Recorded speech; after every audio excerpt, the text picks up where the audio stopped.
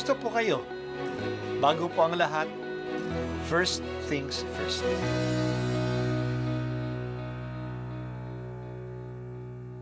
Good morning po. Sinisimulan po natin ngayon ang first things first. At dito po, tinatalakay natin sa unang bahagi ng umaga natin ay ang first readings na binabasa po sa banal na misa. Ito pong tinatalakay natin kasi madalas po kasi marami na tayong alam tungkol sa gospel readings. Pero konti po ang nagsasalita sa first readings. Pero ang first readings, bahagi din po yan ng Biblia, ng banal na kasulatan. Kaya susubaybayan po natin ang mga first readings, basahin po natin at kuminsan kailangan ng basahin ng 2 o 3 beses bago maintindihan kasi hindi po tayo familiar sa mga istorya at sa mga kaisipan na tinatalakay dito. Ang pagbasa mula sa aklat ni Propeta Oseas, ito ang sinasabi ng Panginoon. Nang bata pa ang Israel, siya ay aking minahal na parang tunay na anak at inilabas ko siya sa Ehipto. Ngunit habang siya'y tinatawag ko, lalo naman siyang lumalayo. Lagi na lamang siyang naghahandog sa mga Diyos-Diyosan at nagsusunog ng kamanyang sa kanilang mga Diyos-Diyosan. Ako ang nagturo kay Efraim na lumakad. Kinalong ko siya, subalit hindi nila alam na ako ang nangangalaga sa kanila. Pinatnubayan ko sila ng buong pagmamalasakit at pagmamahal. Ang katulad ko'y isang nag-aalis ng busal sa kanilang bibig. At yumuko ako upang sila'y mapakain. Nagtatalo ang loob ko at nanaig sa aking puso ang malasakit at awa. Hindi ko ipadarama ang bigat ng aking puot. Hindi ko na muling sisirain ang Efraim. Sapagkat ako'y Diyos at hindi tao, ang banal na nasa kalangitan ninyo, at hindi ako naparito upang magwasak. Ang salita ng Diyos. Salamat sa Diyos. Ang chapter 11 ng aklat ni Propeta Oseas ay isa sa pinakamagandang pagsasalarawan ng Diyos at ng kanyang kaugnayan sa kanyang bayan. Inihahambing ang Diyos ang kanyang sarili sa isang magulang na nagpapalaki sa kanyang anak. Tinawag niyang Israel mula sa Ehipto nung ito ay musmus pa. Sa disyerto, inalagaan at pinalaki niya ang batang ito. Siya ay tulad ng isang magulang na nagpapalaki ng kanyang anak. Tinuturuan siya na lumakad, hinahalik-halikan sa pisngi. Yumuyuko siya upang pakainin ang kanyang anak.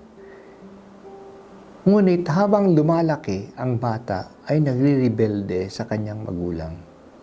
Sa halip na tumakbo sa magulang niyang siyang nagpalaki sa kanya na si Yahweh, sila ay pumunta sa mga Baal at mga Astarte, mga Diyos-Diyosa ng mga Kananeo. Lumalaban ang loob ng Diyos.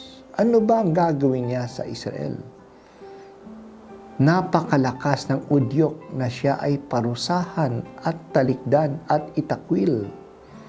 Pero ang Israel ay anak niya. Anong gagawin niya? Sa wakas, nanaig ang awa niya at pagmamahal. Siya ay Diyos at hindi tao. Hindi niya wawasakin ang kanyang bayan.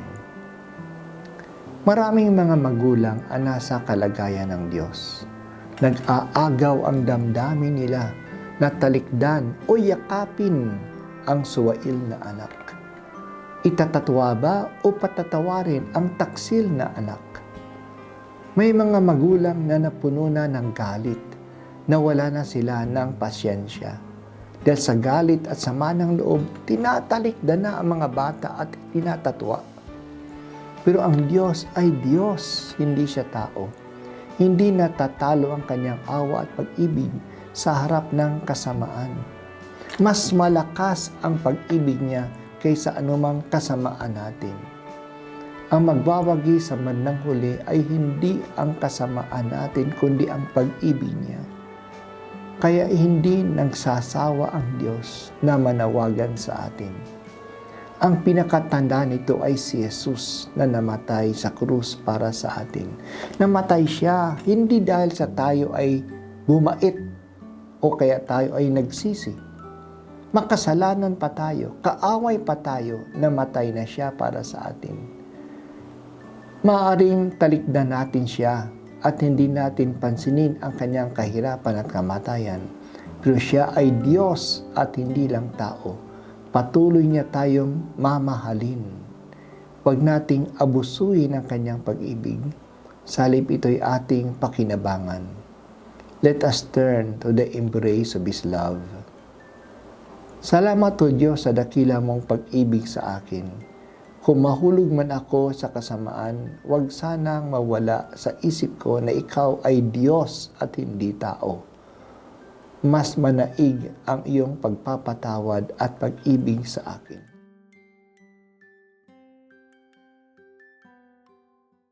At ako po ay si Bishop Broderick Pabilio dito sa First Things First.